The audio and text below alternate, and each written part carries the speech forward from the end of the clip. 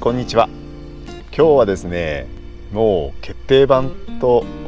銘打ちましょう。コペンの持病でありますルーフからのガタピシオンの解消方法について、もう2年超えて、結構、最初のうち調子良かったんですけれども、いろいろカスタマイズをするために内装を剥がしたり、こういった部分を外したりしていくうちに、どうしてもルーフからのガタガタという音が出るようになりまして、これはコペンに乗る前から、コペンの持病だと皆さんおっしゃってましたけれども、どうしてもルーフが稼働するものですから、どうしてもそこに隙間が生じて、いろんなイオンが発生するということは分かっていたんですけれども、その解消方法ですね、いろいろ構造とか仕組みとか情報収集して、大体の目処はついていたし、実際にそれをちゃんとやることで防ぐことができていたんですけれども、いろいろ試してみてですね、大体もう間違いないだろうというところが分かったので、皆さんにお伝えしたいというふうに思います。で、コペンのルーフなんですけれども、まず構造をある程度理解しておいた方がいいと思いますので、こういった図を用意してみました。で、コペンのルーフというのはこういうものになってますけども、簡単に図式化するとこういう状態になろうかと思います。ルーフの部分ですね、ちょうどリアの、トランクの方に収納されるような構造になっていて、トランクの前方側、室内寄り側の方ですねのところにちょうど回転軸があって、そこは完全に固定をされているという状態ですね。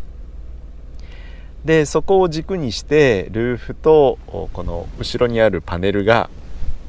動いて、ルーフを開けたり閉めたりすることができるようになっているということなんですが、この回転軸のところが固定されていて、このじゃあ前方の方はもう一つ固定軸がないとしっかりそのルーフが止まりませんので、それが前方ですね、 A ピラーの上、ウィンドガラスのちょうど上のところですね、左右2箇所にあるちょっと固定するところがありますが、ここに接してですね、でこのルーフロックというものが前方側の方の固定を担うということになります。ですから回転軸のところは常時固定されている。で、前方の A ピラーの上のところについては必要に応じて固定される。つまりルーフが閉まった状態の時に固定される場所ということになります。で、このうち、その調整ができる場所となると、もう唯一ここしかない、ルーフロックをする部分しかないということになります。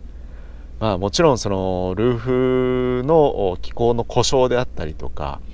さまざまな原因で回転軸がずれるなんてことが起こると、それが原因となってイオンが発生するということはあると思いますが、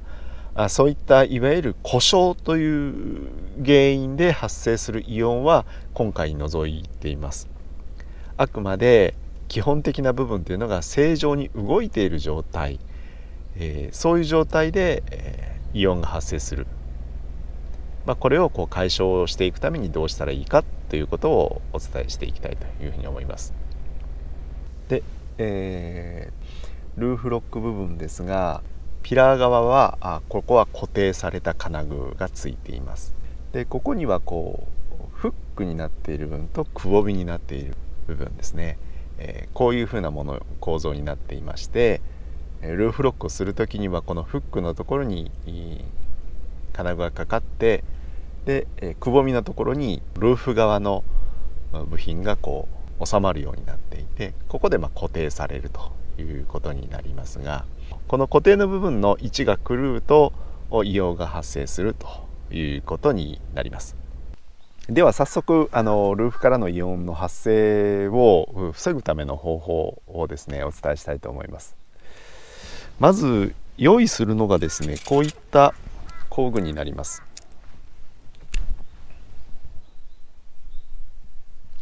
これが T30 のトルグスのこれソケットレンチになってますけども、ここのビスを回すための工具ですね。これはホームセンター等で購入することができますので、こういったレンチとかも手に入れていただいてですね、コペンのルーフ型ピシを防ぐためというかメンテナンスするための工具はこの2つだけでいいかと思います。はい、ではフロントガラスですね、A ピラーの方についている金具をですねちょっと緩めていきたいと思います。完全に外す必要はありません。ちょっと緩めるような感じですね。緩めていきたいと思います。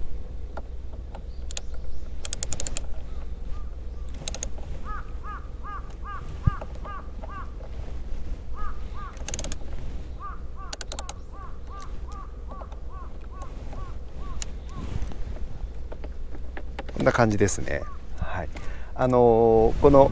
スクリューをですね、スクリューというこのビスをですね外す必要はありません。緩めるだけで構いません。緩めると2つありますけれども、緩めると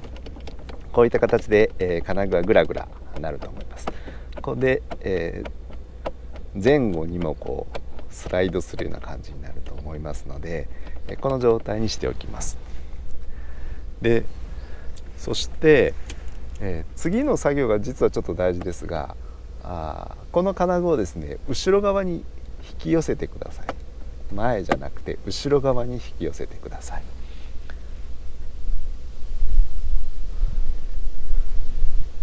で、一番後ろ側までですね引き寄せることができたら、これは必ず手締めしてください。軽く先ほど緩めたビスを今度止める側ですね、止める側に回してください。この時ですね完全に締めてしまうと意味がありません。ちょっと引っかかってるかなぐらいな感じですね。まだこうやって動くと思いますけれども、ちょっと締めると動きにくいというか硬くなると思いますが、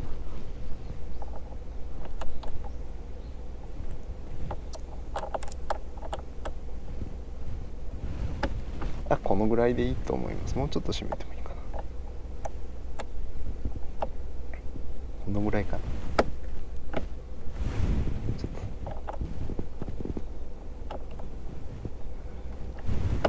いいですね。これぐらいにしておきます。さっきみたいにガタガタ動かないんですけども、強く引っ張れば動くぐらいで、このぐらいに左右とも調整をしてみてください。でこれで大事なのは必ず後ろに向きにしっかり引っ張った状態で、仮固定をしている状態にしてください。後ろというか前に押した状態では意味がありません。必ず手前に引っ張ってくださいね。左右とも同じようにしておいてください。でここまでできたら、今ルーフを開けていますけれども、ルーフを閉じます。で今からどういうことをするかというと、ルーフを閉じてきて、この金具にこのくぼみのところにルーフの部分が入るんですね。とんがっているところが。でそうすると、これを押します。こんな感じで。で押されたところが一番ニュートラルな位置だというふうに考えてください。ちょうどいい場所ですね。ちょうどいい場所にルーフのくぼみ、ルーフの突起部分がここに収まる、その位置がルーフを締めることによって、自動的にちょうどいい場所に来るということになるんですが、今からその作業をしていきたいと思います。同じように手前にですねしっかり寄せた状態で、これでちょっとルーフを締めていきたいと思います。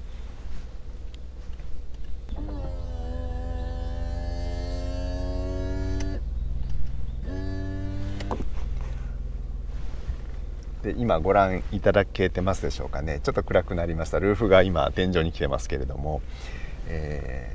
この部分お分かりになりますでしょうか。この部分ですね、突起の部分ですね。でこれがここに来るんですけれども、ゆるりとここを押さえていくような感じになります。で今のこの位置からですね、ルーフを閉めてしまうとルーフがドンと閉まってしまいます。でこれ結構な力で閉まってしまって、いろんなところに支障が出るので、一回ちょっと軽く開けます。で少し手を添えておいた方がいいと思いますので、軽く手を添えて、閉めてみてください。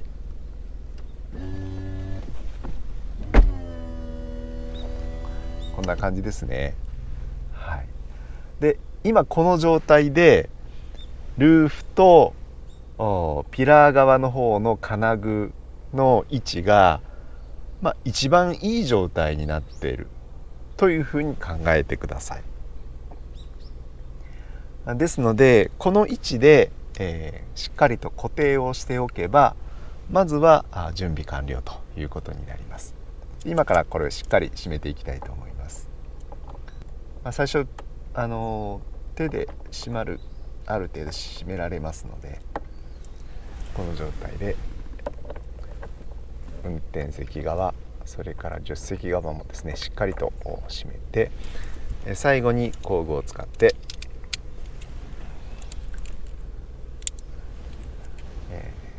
しっかりし締めをしていきます。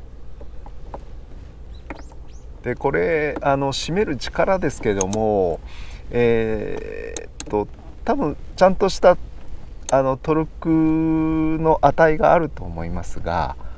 締めすぎるとですね多分ねじ切れちゃいますので、クックッと軽くこう押してですね、回らなくなったらもうそのままでいいと思う。そのぐらいでいいと思います。このネジがですね比較的多分素材が柔らかいものになっていますので、強く力いっぱい締めてしまうと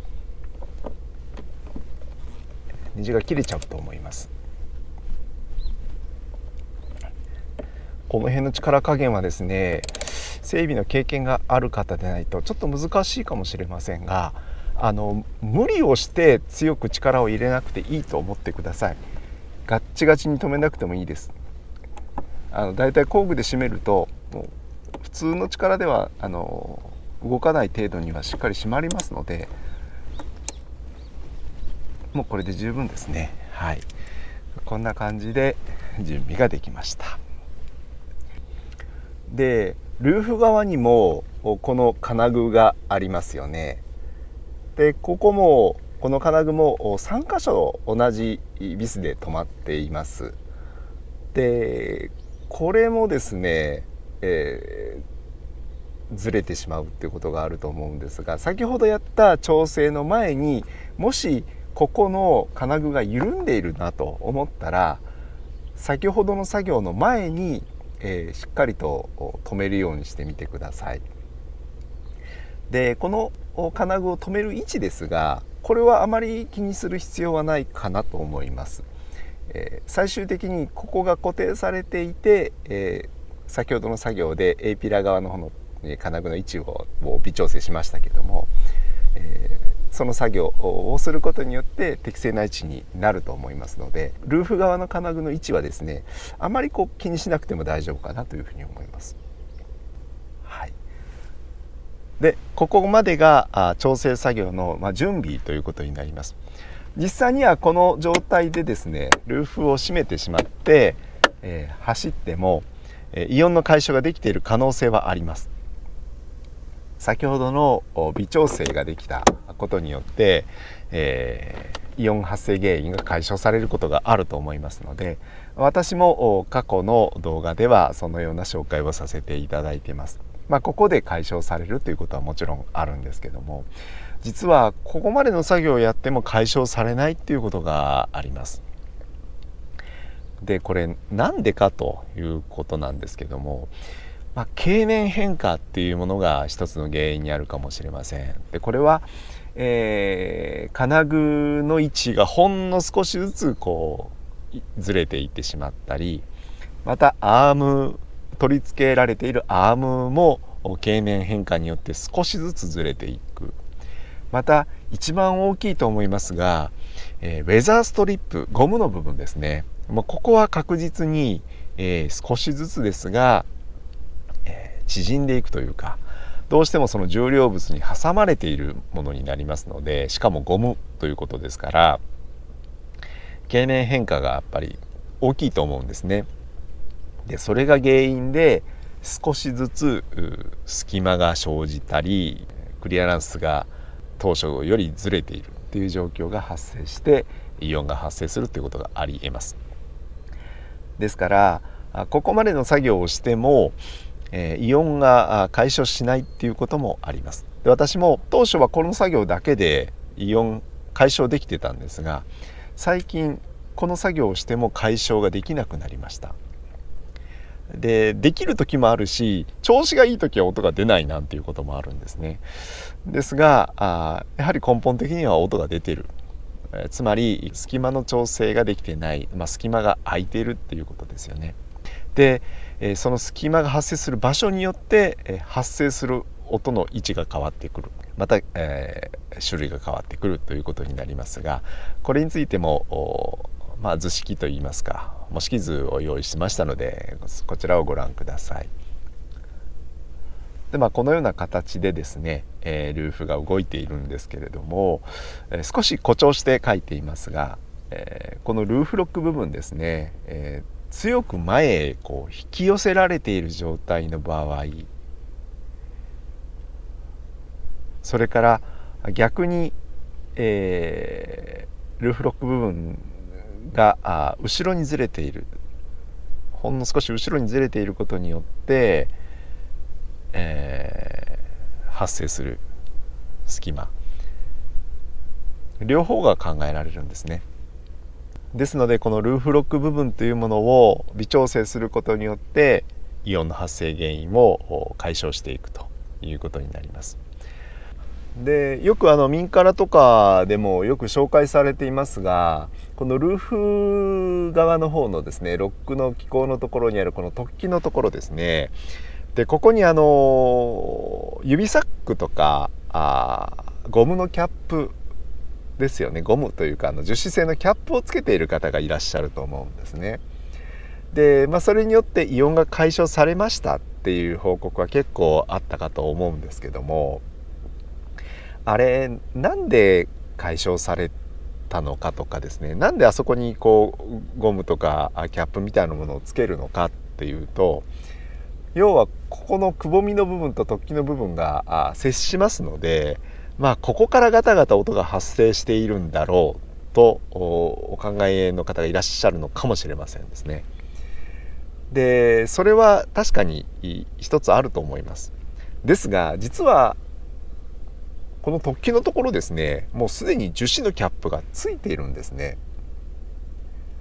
ということはここで金属同士が擦れ合って音が出たりっていうことは基本的にはないはずなんです。でこの樹脂のキャップと金属が擦れ合って音が出るかって言ったら、確かにそれも発生原因の一つにはなりうるんですが、あまり大きな音にはならないんじゃないかなというふうに思います。はっきり言ってしまえばここが発生原因となるかどうかと言われたら、普通の状態だとならないというふうに思います。ただですね、ルーフロックの場所ですよね、この部分のルーフとピラー側、つまりルーフ全体の位置関係が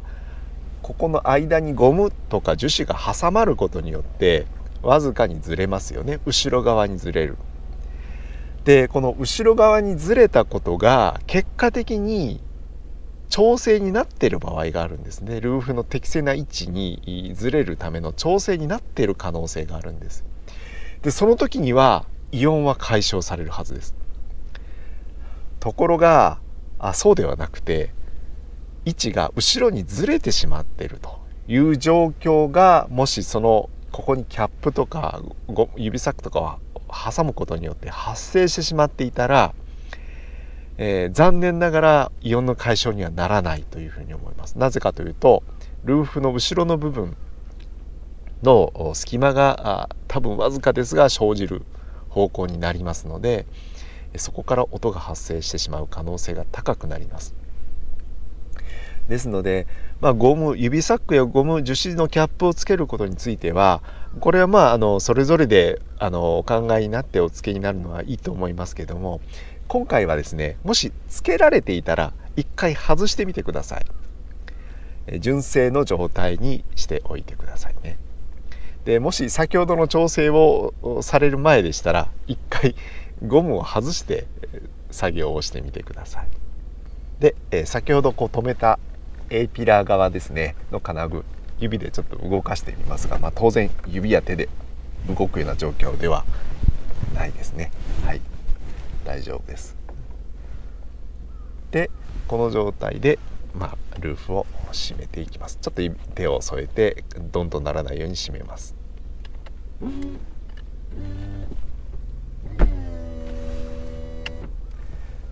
こういう状態ですね。ルーフロックを閉める、反対側も閉めるということになりますが、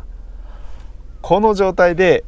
車を動かしてイオンが発生するかしないかのチェックをまずしてみてください。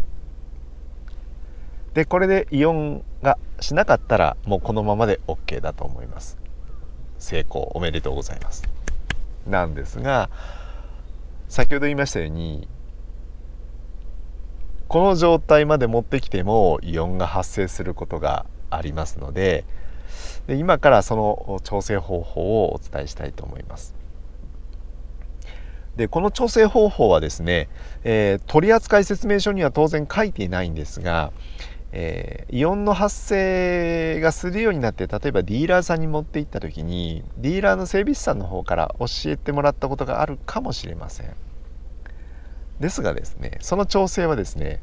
先ほどの作業をした後の方が効果的だと思います。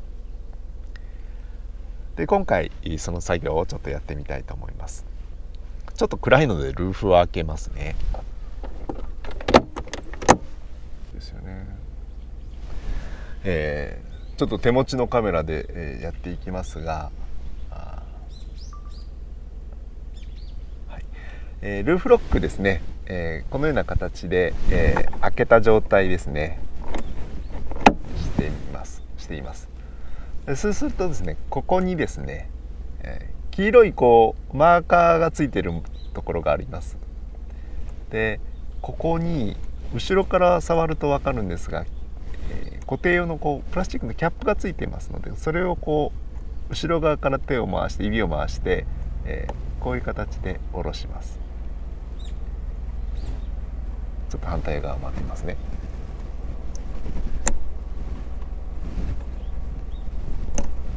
こんな感じですね。はい、これ外します。そうするとここに六角形の回るものがついてるんですが、これ今黄色のマーカーが手前についているところが、ここが中心ですよというか、基本の部分ですよというマーカーになりますが、これをですね回すことによって、このルーフロックをする時のこの位置がですね、前に出たり後ろに下がったりっていうことを調整することができます。で今ここが基本だったんですけども、先ほどの作業で、試奏をしてみてですね、もしルーフがガタガタまだ言ってるよとなったら、このこれをですね一つだけずらしてください。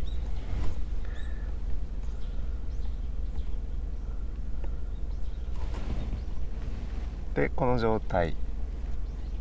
これ回す方向なんですが、それはですねイオンの発生する原因となる位置がどうなっているかによるんで、試しにですね、今はこれ左へ回しました。はい、マーカーがここに来てますけども、この状態で、プラスチックの留めをするということになります。でこの作業なんですけども、イオンがする方向だけでいいです。右側なら右、運転席側ですね、右側なら右側だけ、助手席側左側だけなら左側だけで、また発生する場所がですね、後ろの場合ですねであればですね、鳴っている側がどちらかに寄っていればそちら側の方の作業をしてみてください。で先ほどの作業なんですが、もしですね、ダイヤル一つ回して解消されなかったらですね、どうするかというと、もう一度元に戻してください。そして今度は反対側に一つずらして、で元に戻してください。いいですか。ダイヤルですね、左に回して、止めて試してイオンが解消しなかったら元に戻して、今度反対側にずらして止めてみてください。でこれでルーフを閉めて試しに走ってイオンが出るか出ないかを確認してみてください。でもしこれまでの作業、イオン発生を抑えるための作業、先ほどのですねここの部分の調整をすでにもうやってらっしゃる方がいらっしゃいましたらですね、一回このマーカーを目印に元に戻してやってみてください。で元に戻した状態でイオンが発生した場合に、先ほどのこのダイヤルというかこの金具をですね回す作業で、を試してみてください。で、ポイントはですね、回しすぎないことです。で一つずつ調整してみて、イオンが発生するかどうかを確認をしてみてください。それともう一つは、例えば左へ回したら、まだ調整ができなかった、ルーフのイオンが解消できなかったなとなったら、さらに回してみたくなると思うんですが、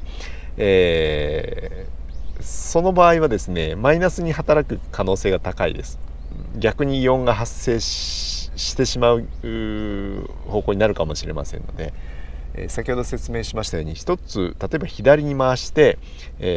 それでも解消しなければ今度右側へ一つ回してやってみてください。どちらかつまるところ前にずらした方が適切なのか後ろにずらした方が適切なのかっていうところを探るための作業ということになりますので、ずっと前に押し続けるとかずっと後ろに引き続けるなんていうことになっていくとどんどんまたイオンが発生してしまう可能性があります。そうなるといけませんので、右へ一つ回して、解消しなかったら今度は元に戻して次は左へ一つ回してチェックをするということをやってみてください。でどこか分からなくなっちゃったな、これもう一回やり直そうと思ったらルーフのこのダイヤルというかこの金具の分ですね、黄色い部分をしっかり真ん中に戻して工具が必要ですが、このピラー側の方についている金具をですね少しもう一回調整し直してから、先ほど言った作業を試してみてください。で私この作業を一応手順として、習得してですねそれ以降解消できました。はい、ということで今日はルーフからのイオンの解消についてのお話、作業ですね中心にお話をしました。これ以外にもですね、やらなければならないというかやっておいた方がいいことがあります。先ほど言いましたウェザーストリップですね、ゴムの部分ですけどもここのメンテナンスは結構大事です。イオンですね発生する音がですねいろいろあると思いますが、ガタガタするものとするとキチキチっていう音がすることがあると思います。でこのキチキチっていう音は実はそのウェザーストリップからのイオンであることが多いと思います。でこれはですね、走っていくにつれ、その摩擦によって熱が生じて、摩擦力が減って、音がしなくなることがあります。最初のうちはキチキチ音がしてたのに、だんだん走っていると消えていくなんてことを経験された方もいらっしゃるんじゃないかと思いますが、まさにそれです。でこの音に関してもですね、先ほど言った作業、先ほどお伝えした作業によってですね、クリアランス、隙間の調整がしっかりと適正化されると、発生する頻度が減る、もしくは発生していても解消する、走っていくうちに解消することが多いと思いますが、それのスピードが速くなるなんてことが考えられます。それからルーフロック部分ですね、この部分からの発生、についても先ほどの調整だけで十分解消できるというふうに思います。でそれ以外で発生しているとすれば、内装の干渉というものが考えられます。ルーフ今開けてますけども、ルーフのトリムですよね、内装材を剥がして、中にスポンジとかですね、いろんなフェルトとかそういったものでイオン発生を抑えている方もいらっしゃると思うんですが、それはどっかで擦れ合っているから発生しているということで、その解消のためにされている、もしくはデッドニングとかいろいろな理由というか目的があると思いますけども、そういうことをやっているとですね、場合によってはそれが原因でイオンが発生してしまう可能性もあります。で私が今作業したのはですね、元に戻すというか、適正、この今のこの車の状態で、適正な位置にルーフを固定すればイオン発生の根本原因はまず解消できるだろうと。ただしそれによっても解消できない部分を調整によって解消していくという作業になります。でいろんな音から、いろんな場所から音がするということに関しても、ここの調整によってここの部分、ピラーの部分だけじゃないんですね。その影響がルーフ全体、もしくは後方にまで関係してきます。稼働する部分、隙間が生じる部分というものがありますので、そこの隙間のほんのわずかな差によってイオンが発生している可能性もありますし、またその発生している音が内装に響き渡ってですね、実際に原因となっている場所以外から聞こえてくることもあります。ですから本当にその車のイオンをチェックする、解消する作業というのは結構大変なんですけども、冷静に考えてですね、ルーフ、コペンの場合はルーフがまず移動する、動くものですから、それによって発生するものはもう仕方がないんだということを前提にしつつ、構造をある程度頭に入れればどこをどうすればいいのか、でまた発生する原因としてどんなことが考えられるのかっていうことを考えたときに、先ほど言った作業をすればですね、ほとんどの場合解消できるんじゃないかなというふうに思いますので、これまでいろいろ試してみて、解消できなかったっていう方も中にはいらっしゃるかもしれません。今回ご紹介した作業、ちょっとやってみてですね、うまくいけばラッキー、お伝えした甲斐があるなというふうに思います。でそれによってもですね、解消しないっていうこともやっぱりありますので、その場合は一度、点検にディーラーの方に点検に出した方がいいかもしれませんが、実はディーラーの方もですね、知らないことが多いんですよね。でそりゃそうですよね。コペンの車の台数考えたら、その整備に長けた方とか細かいところを熟知してらっしゃる方っていうのが少ないのは当然だと思いますし、またコペンの専門店の方はね、もしかしたらそういう知識が豊富かもしれませんので、しっかり対応いただけるかもしれませんが、おそらくどこへ出しても今日ご紹介した作業というのはすごく基本中の基本の部分かなというふうに思いますので、習得されるととてもいいことなんじゃないかなというふうに思います。ですので、ぜひ工具をお持ちでない方はね、もう工具を買うところからスタートするのでちょっとハードル高くなってしまいますが、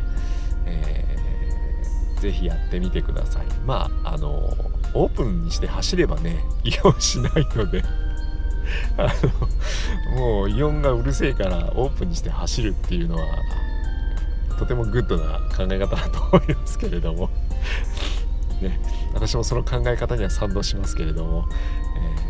どうしてもねルーフを閉めて走ることがあると思います。その時にこうガタガタ音がしてたらね結構ストレスになっちゃいますんでね、やってみてください。今日はルーフイオンの解消方法についての決定版と自分では自信を持ってお伝えしたいと思いますが、ルーフイオンの解消方法についてお伝えしました。ご視聴ありがとうございました。